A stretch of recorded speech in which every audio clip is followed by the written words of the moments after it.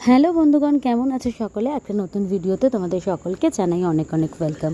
আজকে আমি শেয়ার করব তোমাদের সাথে আমার মেয়ের পুজো করার একটা ছোট্ট ভিডিও। প্রথম আমি যখন বিয়ে করি তখন কিছু সময় যখন আমরা পুজো দিতে পারি না, তখন আমার মনটা খুবই খারাপ হয়ে যেত যে ঠাকুরকে পুজো দিতে পারছি না, আমরা সবাই খাবার খেয়ে নিচ্ছি। তারপরে যখন আমার মেয়ে হলো এবং ও আস্তে আস্তে বড় হতে শুরু করলো, তখন কিন্তু আমার এই সমস্যাটার সমাধান আমি খুব সহজেই পেয়ে গেলাম।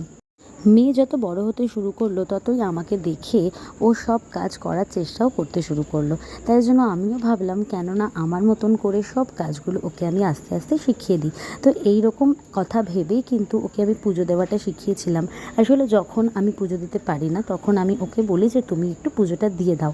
ও কখনোই রোজ দিন পুজো দেয় না, শুধুমাত্র যখন আমি পুজো দিতে পারি না তখনই ও পুজো দেয়। আর যখন আমি ওকে বলি যে তুমি একটু পুজোটা দেবে, দুদিন পুজো দেবে, তখন ও কিন্তু খুব খুশি হয়।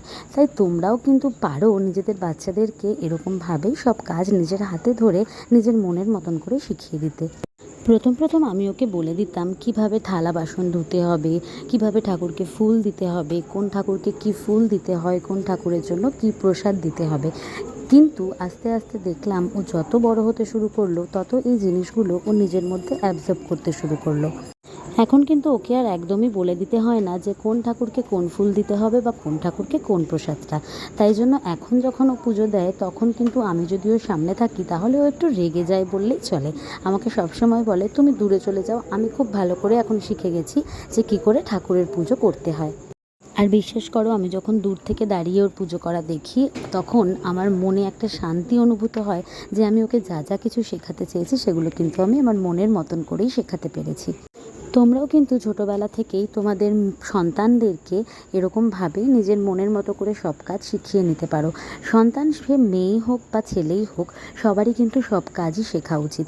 আজকের যুগের বাবা মা হয়ে অন্তত আমরা আগের যুগের মতন এরকম তো কেউই বিশ্বাস করি না যে এটা মেয়ের কাজ বা এটা ছেলের কাজ। আমরা সবসময় এটাই মনে করি একটা মেয়েকেও যেমন অফিসে গিয়ে চাকরি করতে পারা উচিত, তেমনই একটা ছেলেকেও কিন্তু বাড়ির পুজো বা রান্নাটা শিখে রাখা খুবই প্রয়োজন। আর দেখো, তোমাদের সাথে কথা বলতে বলতে কিন্তু আমার মেয়ের পুজো দেওয়া পুরোই কমপ্লিট হয়ে গেছে।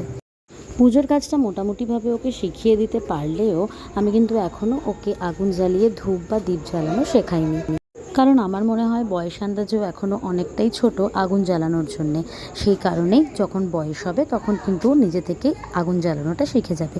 আর আমি মনে করি ঠাকুরকে বাড়িতে রাখলে তাকে প্রত্যেক দিন নিয়মিত জল দেওয়াটা, খাবার দেওয়াটাই বেশি প্রয়োজনীয়।